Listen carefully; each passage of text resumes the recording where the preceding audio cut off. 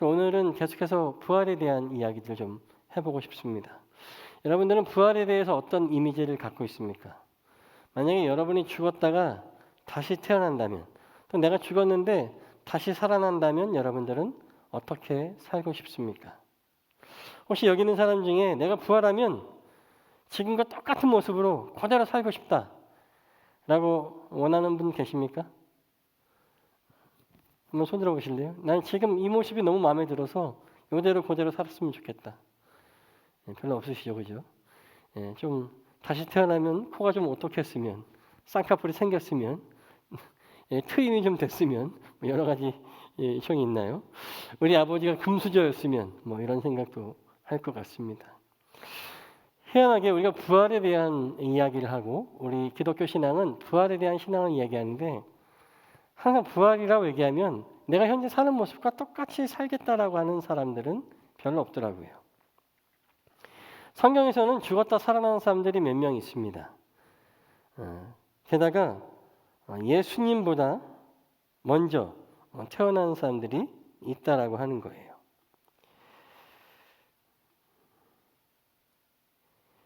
그래서 그 예수님보다 먼저 태어난 사람들이 어떤 사람들이냐면 찾아볼까요? 찾아보면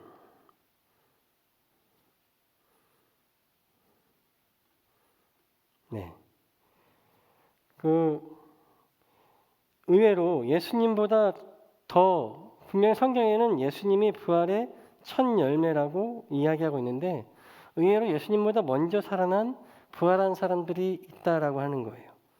엘리야가 살렸던 사르밧 과부의 아들, 그리고 또 엘리사가 살렸던 수넴 여인의 아들, 또 예수님이 살리셨던 회당장 야이로의 딸, 그리고 나인성 과부의 아들, 또 예수님이 십자가 달리기 직전에 베다니에 사는 마르다와 마리아의 오라비인 나사로도 그도 죽은 사람 가운데 다시 살아났습니다.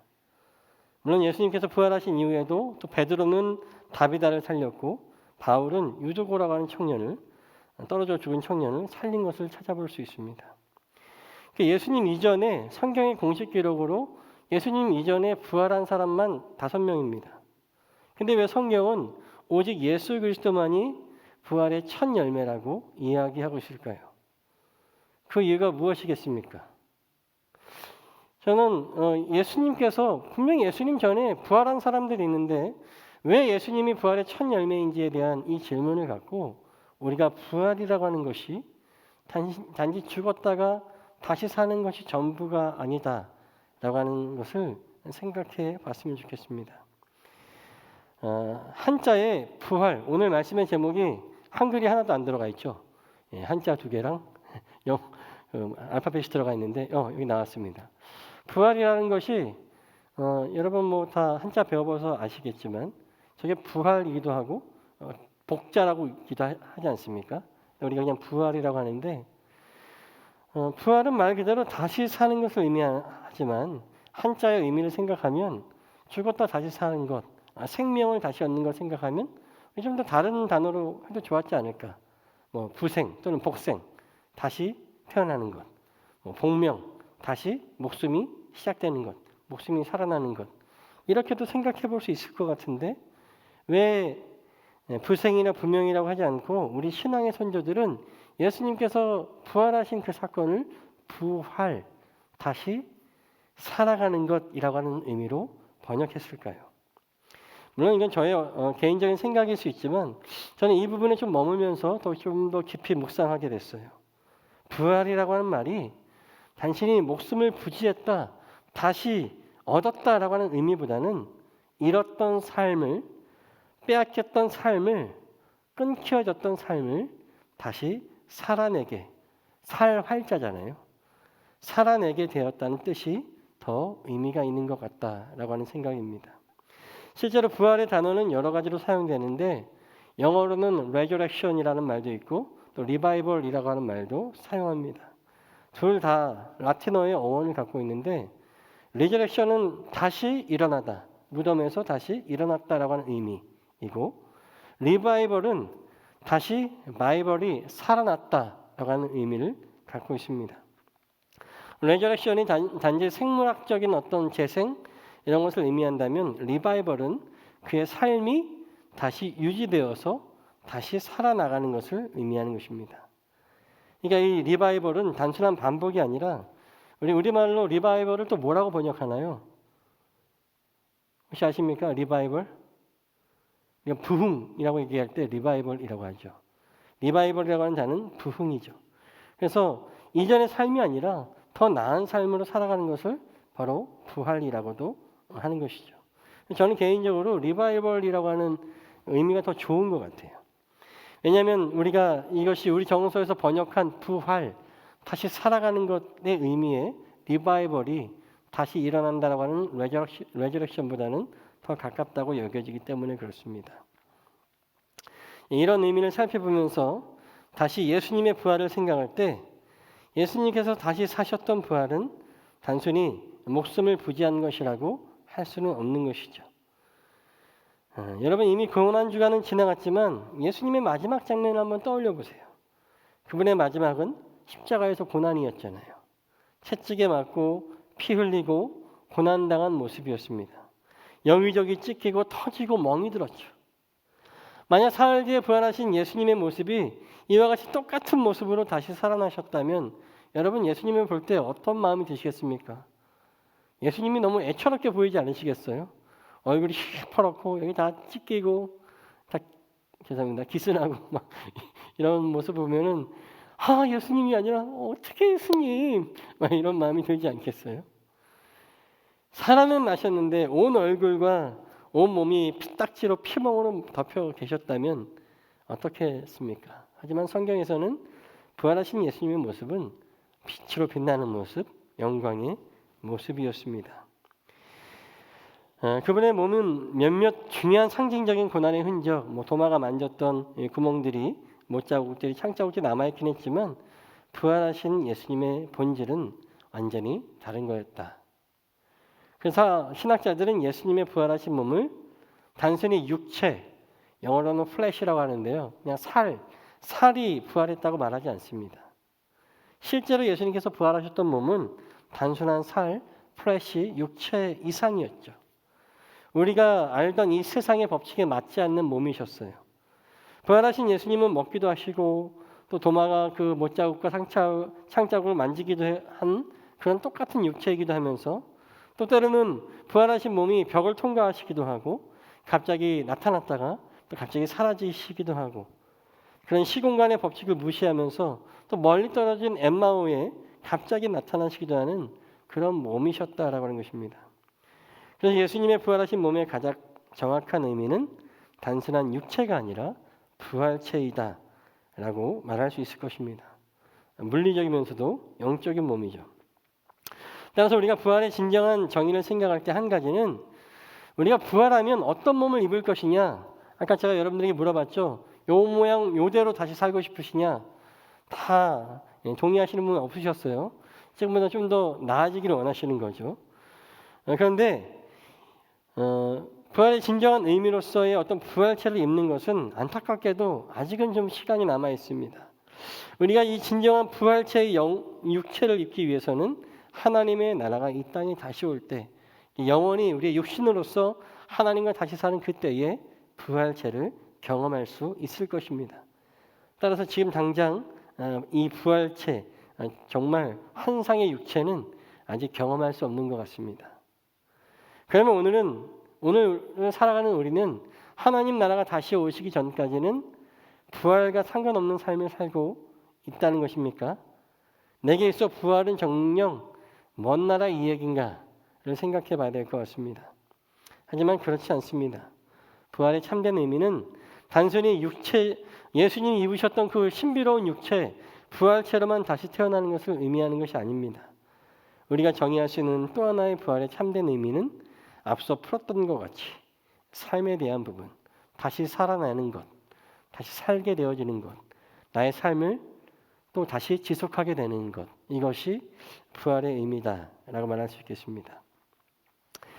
오늘 말씀의 제목이 한글이 하나도 없죠, 그죠? 부활이라고 하는 거랑 알파벳이 있는데 혹시 알파벳의 뜻이 뭔지 아세요?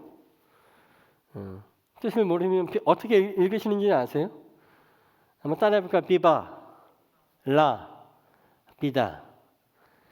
좀 더 정확히 얘기하면 이제 V를 BTS의 V처럼 발음해야 되죠. 다시 한번 비바, 라, 비다. 이 말의 뜻인데요. 사실 이게 되게 유명한 노래의 제목이에요. 한번 들어볼까요?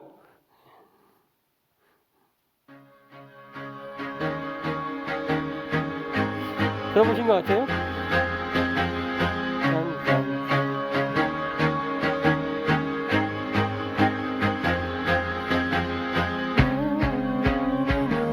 예, 여기까지 하겠습니다. 이런 노래 들어보셨죠? 굉장히 유명한 인트로 도입부라서 많은 사람들이 패러디하기도 하는데 이 노래 제목이 비바 라비다라고 하는 제목입니다. 이 부분에 대해서 제가 말씀의 제목을 이렇게 붙인 이유를 좀 이따 한 번 더 설명을 하겠습니다. 진정한 부활은요, 단순히 죽었다가 다시 살아나는 것만이 아니라 좀 더 부활의 중요한 의미는 우리 신앙의 선조들이 부활이라고 번역했던 것처럼 이전의 삶과는 다른 삶으로 다시 시작되는 것, 다시 태어나는 것이 더 중요한 부활의 의미다라고 하는 것입니다. 왜냐하면 육체를 다시 입는, 영원한 육체를 다시 입는 부활은 언제 올지 모르거든요. 예수님이 오셔야 되거든요. 그럼 그때까지 부활을 경험하지 않고 살 것입니까? 부활을, 성도라면, 크리스찬이라면 부활을 경험하면서 살아야 되는 거 아닙니까? 그러면 우리는 어떤 부활을 경험하며 살아야 되겠습니까? 성경의 많은 인물들이 특히 예수님의 부활하심 이후에 그리스도의 제자들은 이미 충분한 부활을 체험하고 경험한 삶을 살았다는 것을 우리가 알 수 있습니다. 여러분, 예수님의 수제자였던 베드로 기억나시죠? 베드로는 어떤 사람이었습니까? 베드로는 한마디로 얘기하면 다혈질, 그리고 입만 살은 겁쟁이다 라고 말할 수 있겠습니다. 예수님이 잘 나가실 때 막 병자 고치고 막 보리떡 2개와 물고기, 보리떡 5개와 물고기 2마리가 막 5,000명 먹이고 7,000명 먹이고 막 2,000명, 3,000명 먹일 때는 베드로가 교만해져가지고 예수님 비켜! 예수님 가셔야 돼. 막 이런 막 성격이 급하고 또 변화산에 가서는 예수님 다 필요 없어요. 여기다 제가 집을 짓고 하나는 모세를, 하나는 엘리야를, 하나는 예수님 막 이런 다혈질이죠. 예수님을 위해서 모든 걸 다 할 줄 알았는데 막상 예수님이 체포되니까 어떻게 됐죠? 도망가는 겁쟁이였습니다. 어떤 여종이 아저씨 예수님이랑 같이 있지 않았어요? 라고 했더니 어떻게 했습니까? 뭔 소리야? 하면서 예수님을 저주하면서 3번이나 부인했던 그런 사람이죠. 베드로는 언제나 예수님 앞에 나대고 앞장서는 듯한 사람이었지만 정작 예수님에게 도움이 필요한 그 환난의 때에는 도망갔던, 또 예수님을 단호하게 부인했던 그런 겁쟁이였습니다. 그런 그가 다시 예수님을, 성령의 강림을 통해서 예수님을 경험했을 때 그 사람은 어떻게 됐습니까? 부활하신 예수님을 다시 만난 베드로는 예수 그리스도의 부활과 또 그분의 승천 이후에 주신 오순절 마가의 다락방 사건을 통해서 그는 진정한 제자가 되었습니다. 그는 이전의 삶이 아니라 성령 충만 이후의 삶을 살아가기 시작했다라고 하는 거예요. 오순절의 끝자락 예루살렘의 분위기는 아직도 유대 병사들, 로마의 식민 정부는 마지막 소요와 동요를 막기 위해서 예수의 잔장들을 찾아서 마저 십자가에 못 박기 위해서 혈안이 되었어요. 그런 와중에 성령 충만했던 베드로는 이전의 삶과는 다르게 더 이상 죽음을 두려워하지 않고 다락방을 뛰어나가서 예루살렘 한복판에서 수천 명 앞에서 예수 그리스도를 전하며 설교했습니다. 그리고 그의 담대하고 뜨거운 설교로 베드로가 어떻게 되었죠? 바로 체포? 아니죠. 3,000명이 하나님께 회심하며 돌아온 놀라운 역사가 나타났다고 하는 것입니다. 베드로는 죽지 않았어요. 하지만 예수 그리스도의 죽고 부활하신 그 이후에 성령 충만한 베드로는 예수님이 돌아가시기 이전의 삶과 이후의 삶이 완전히 달라졌다고 하는 것입니다. 즉 부활이라고 하는 것은 단순히 죽었다가 깨어나는 것, 죽었다 다시 일어나는 것이 아니라 이전과는 완전히 다른 삶을, 그리고 반드시 살았어야 하는 삶을 온전하게 살게 되는 것, 바로 인생의 두 번째 찬스를 얻는다는 것이 바로 부활의 참된 의미이지 않을까 저는 생각합니다. 오늘 본문으로 돌아가서 바울 사도도 마찬가지죠. 바울의 원래 이름이 무엇입니까? 사울입니다. 그는 그가 소개하는 것처럼 난지 8일 만에 할례받고 이스라엘 베냐민 지파의 후손인 히브리인 중에 참 히브리인이라고 스스로 담대하게 증거하고 있습니다. 사울은 당시 히브리인의 중요한 율법을 뒤흔드는 이 예수의 잔당들을 싫어했어요. 그들을 잡아 죽이기 원했고 자기가 그것을 위해서 여호와 하나님께 부르심 받았다라고 생각했습니다. 근데 그런 사울이 어떻게 되었습니까? 오늘 본문의 맥락과 같이 그리스도인들을 핍박하고 고발하기 위해서 다메섹으로 가던 길가에서 예수님을 만났고 인격적으로 체험한 뒤에 그는 다시 태어났습니다. 사울은 이전의 삶과는 달리 이제 예수 그리스도를 전하는 사람이 되었습니다. 복음의 증거자가 되었고 이전에 살던 삶과는 완전히 다른 삶을 살게 되었습니다. 중요한 것은 바로 오늘 15절 말씀에 있습니다. 우리 15절 말씀을 같이 읽어볼까요? 15절 시작. 주님께서 그에게 말씀하셨다. 가거라. 그는 내 이름을 이방 사람들과 임금들과 이스라엘 자손들 앞에 가지고 갈 내가 택한 내 그릇이다. 사울을 찾아오라고 하는 아나니아에게 주님이 나타나셔서 사울이 어떤 사람인지를 이야기해 주는 거예요. 그는 내 이름을 이방 사람들과 임금들과 이스라엘 자손들 앞에 가지고 갈, 즉 복음을 증거하기 위해서 택한 나의 그릇이다라고 말씀하시는 거예요. 주님께서 하나님께서 사울을 창조하시고 지으실 때 그 목적으로 지으셨다고 하는 겁니다. 사울은 자기가 어떻게 왜 지어진지 모르고 내가 예수 믿는 것들을 다 잡아 죽이는 게 나의 사명이야라고 생각했지만 그러나 정작 하나님께서는 그를 지으실 때 복음을 증거하기 위한 그릇으로 지으셨다라고 하는 것입니다. 예수를 만나기 전에 사울은 내가 무엇 때문에 왜 때문에 지어진지도 모르고 내가 판단하는 대로 내 마음대로 살았던 인생이지만 그러나 주님은 정확히 그를 계속해서 주시하고 그의 지어진 목적을 알고 계셨습니다. 아니야, 사울아, 너는 나의 복음을 전하기 위해 지어진 그릇이야. 그래 아나니아를 통해서 그를 만나게 하시는 거죠. 사랑하는 여러분, 사울의 삶은 어떻게 된 것입니까? 그전에는 잘못 살았던 거죠. 그가 원래 창조된 쓰임새가 아니라 막 살았기 때문에 그의 영혼은 피폐해지고 부서지고 그래서 사람을 돌로 쳐 죽이는데도 옷을 맡아두었던 스테반이 죽게 놔두었던 그런 그런 부서지고 망가지고 있었습니다. 하지만 이제 그가 예수 그리스도를 하나님을 만나며 이제는 예수 그리스도를 하나님의 복음을 전하며 살게 되었으니 이제는 그가 창조한 목적 그대로 살게 되는 참된 부활의 삶을 맞이하게 되었다라고 하는 것입니다. 즉 우리가 이 생에서 경험할 수 있는 부활의 참된 의미는 바로 이것입니다. 우리가 지어진 목적. 여러분들 왜 지어졌습니까? 옛날에 생일 축하합니다. 저희 어렸을 때 교회에서 부를 때는 생일 축하합니다 이렇게 부르지 않았어요. 왜 태어났니? 왜 태어났니? 이 험한 세상에 왜 태어났니? 하고 딱 물어봐요. 너 왜 태어났니? 그러면은 아유 죽지 못해 태어났다. 이런 친구들도 있고 어떤 분들은 하나님을 찬양하기 위해서 하나님을 예배하기 위해서 태어났어요. 이런 친구들이 있습니다. 여러분 왜 태어나셨습니까?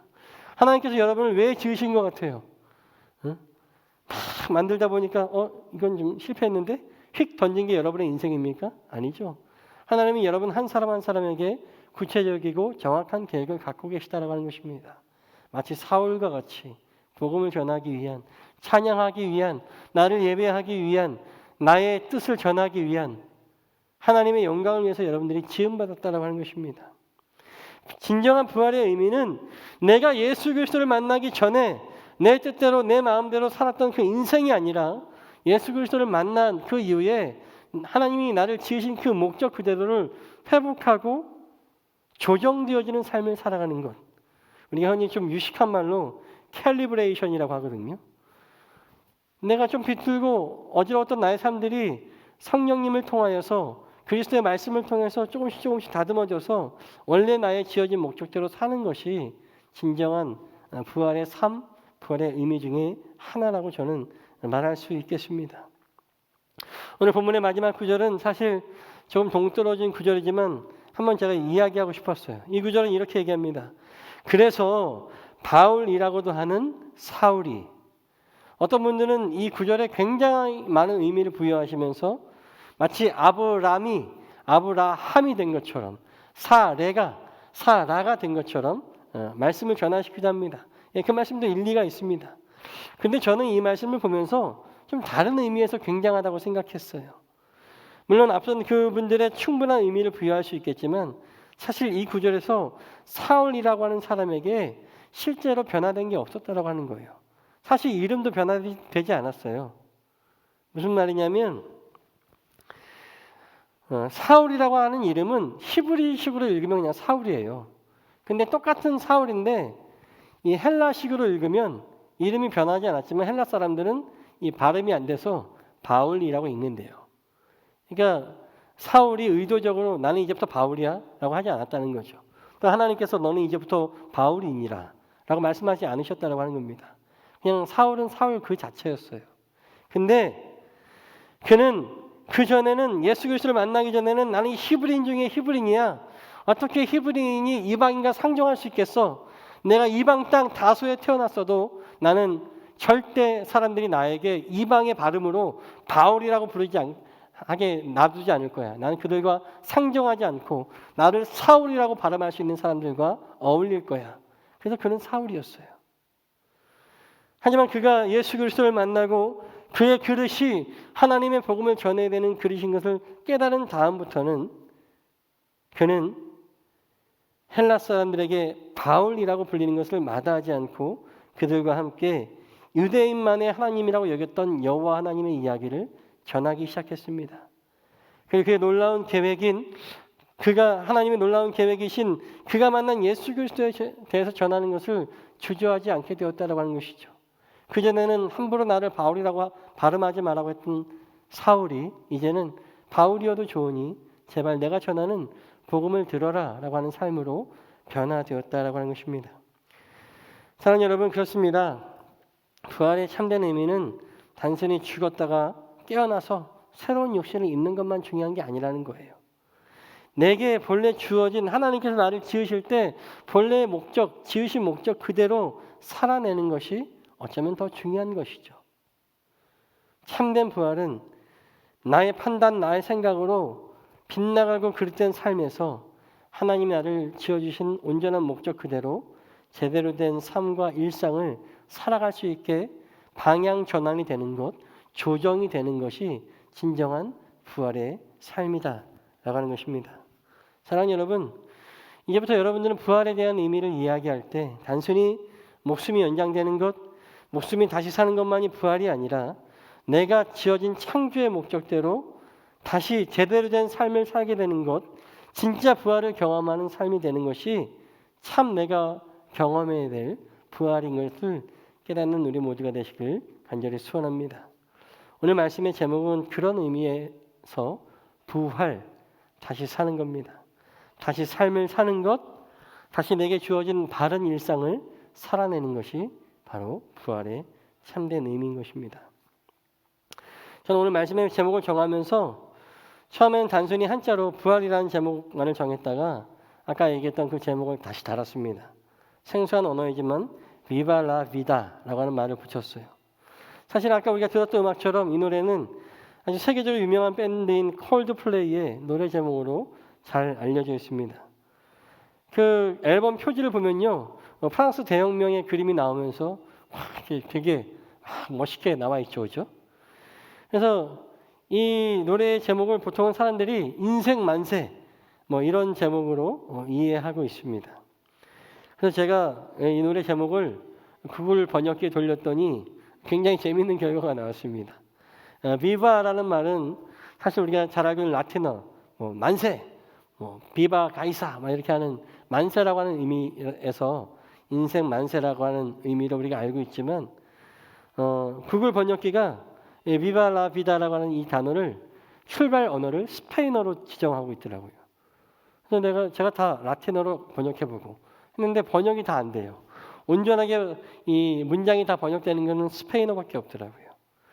스페인어는 이 문장의 번역을 뭐라고 얘기하냐면 비다, 삶을 비바, 살다라고 번역하고 있습니다. 즉 비바가 만세라고 하는 라틴어가 아니라 부활의 리바이벌과 같은 어원을 갖는, 영어로 치자면 리브, 라이브 이런 의미를 갖고 있는 살다라고 하는 의미로, 만세가 아닌 살다라고 하는 의미로 번역하고 있어요. 콜드플레이라고 하는 이 밴드가 라틴어, 스페인어 모두 사용해서 어떤 중의적인 제목으로 펀치라인처럼 삶을 열심히 살아가는 것을 응원합니다. 그러니까 삶을 사세요. 그러니까 너의 인생이 만세야. 이런 의미로 사용했는지는 모르겠습니다. 근데 그러다 보니까 재밌는 사실을 알았어요. 사실 이 비바 라 비다라고 하는 이 문장이 콜드플레이라고 하는 밴드가 먼저 이야기한 것이 아니라 멕시코의 유명한 여자 화가였던 프리다 칼로라고 하는 그녀의 마지막 유작에 쓰여진 그런 글귀였다라고 하는 거예요. 그래서 비바 라 비다라고 하는 말의 의미는 삶을 살다라고 하는 의미입니다. 그 그림 한번 보여주시겠어요? 그냥 단순히 수박 그림이죠. 아무것도 아닌 것 같습니다. 혹시 프리다 칼로라고 하는 그 화가에 대한 사용을 아시는 분 계실지 모르겠어요. 한번 관심 가지고 보시면 재밌을 것 같습니다. 오늘 이 자리에서 다 얘기할 수는 없지만 굉장히 불행한 인생을 살았던 아주 탁월한 피카소를 능가하는 재능을 가졌지만 기구한 인생을 갖고 살았던 여인입니다. 불타오르듯이 살았던 그녀는 그녀의 마지막 끝자리까지 예수돈을 불태우면서 그녀에게 주어진 삶에 최선을 다했습니다. 이런 수박 그림을 그리면서 거기다가 맨 밑에 그 반달 쪽 거기다가 비바 라 비다라고 하는 문장을 기록해놨습니다. 수박에 왜 이걸 그려놨을까요? 왜 마지막 작품이 수박이었을까요? 멕시코 사람들은 가장 좋아하는 과일이 수박이래요. 그래서 저 수박이 어떤 것을 의미하냐면 온전한 수박도 있고 반쪽짜리도 있고 반쪽도 안 되는 것도 있고 우퉁불퉁한 것도 있고, 그녀의 삶은 어렸을 때는 괜찮았는데 사고가 나면서 불구가 되어지고 또 다리를 절단하게 되면서 계속해서 피폐하게 망가지는 그녀였지만, 그러나 그녀는 자신의 삶 한 조각 한 조각을 마치 수박처럼 열심히 맛있게 최선을 다해 살았어. 나는 그렇게 살았어. 라고 하면서 거기에 마지막 말로 나는 삶을 살았다. 비발라비다 라고 기록했던 것 같습니다.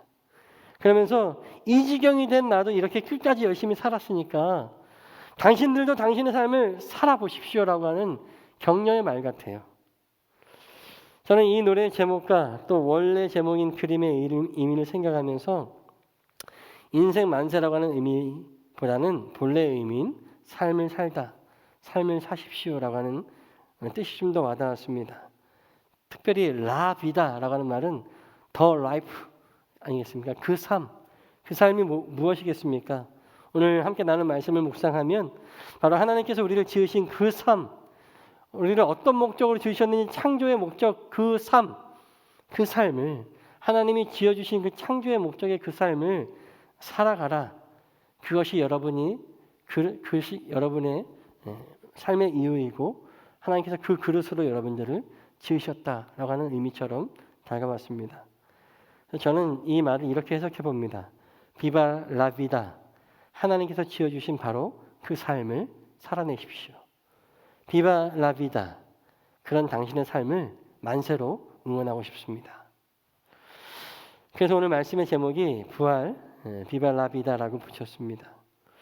마치 그래서 이 노래 도입부가 예수 그리스도와 함께 새롭게 시작되어지는 바르고 합당한 우리 일상 참된 의미의 부활을 응원하는 아주 기분 좋은 행진곡 같다라는 생각이 들었어요.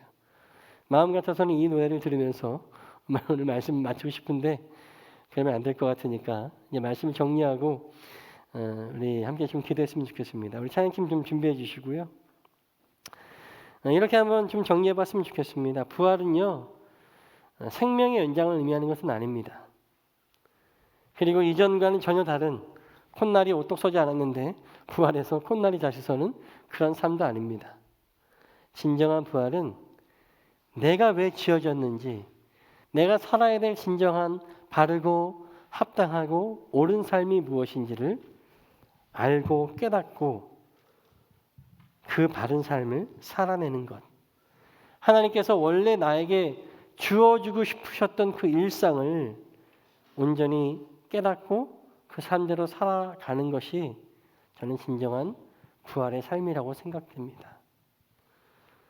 하나님을 예수 그리스도를 경험하기 이전의 나의 삶은 내 마음대로의 삶이었죠. 그리고 결혼해서 자녀를 갖고 아내가 생기고 가정을 가지면서 내 삶은 이제 내 마음대로 살지 못하고 그렇다고 해서 또 아내의 눈치를 또 자녀들의 눈치를 봐야 되는 삶을 삽니다. 그것이 바른 삶일까요? 그것이 하나님께서 나를 지어주신 그 본래 목적일까요? 여러분들은 살면서 한 번이라도 하나님이 나를 왜 이 세상에 내셨을까라고 하는 생각을 해보신 적 있으십니까? 개인적인 고백이라 정말 죄송한데 저는 어렸을 때 굉장히 좀 어려웠어요. 불행했어요. 힘들었어요. 가정에서는 저의 어떤 핸디캡들을 잘 받아주시니까 문제가 없었는데 이 학교 다니면서 친구들 만나면서 나는 내가 다른 친구들과 좀 다르구나라고 하는 것을 깨닫게 되면서 굉장히 힘들었습니다. 그리고 항상 꿈에서 항상 깨끗해진 내 어떤 모습으로 태어나는 걸 늘 꿈꿨어요. 꿈에서 깨면 굉장히 불행했습니다. 살고 싶지 않았고 어린 나이에 자살이라고 하는 것을 초등학교 때부터 생각했던 삶이었던 것 같아요. 하나님이 나를 왜 이 모양으로 태어나게 하셨을까?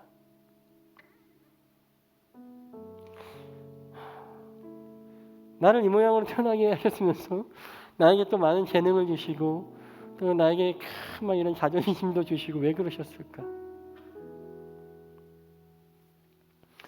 예전에 한번 얘기했던 것 같은데 어느 찬양 집회를 마치고 나가면서 성도님들과 인사를 나누는데 어떤 노 권사님이 저를 찾아오셔서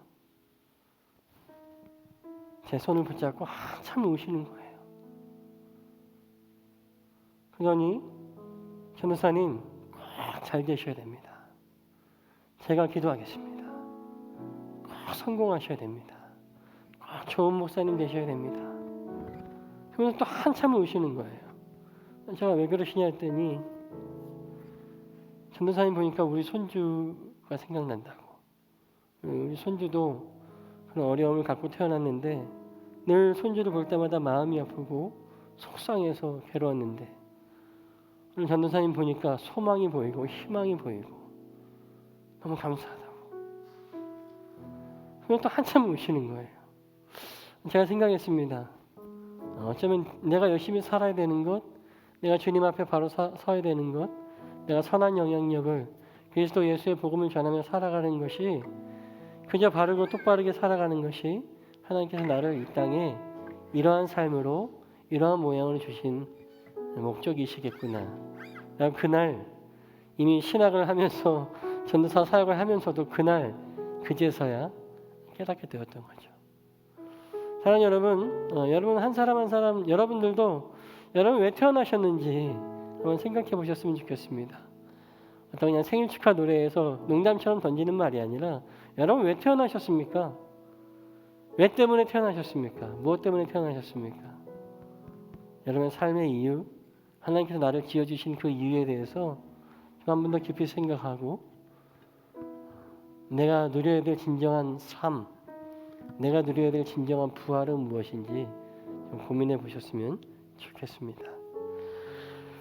우리 광야를 지나며 이 찬양 부르시면서 현재 나의 광야에서 하나님의 뜻을 찾아내고 내가 진정 나아가야 될 나의 부활의 경험, 나의 부활할 일상에 대해서 한번 묵상하며 기도하겠습니다.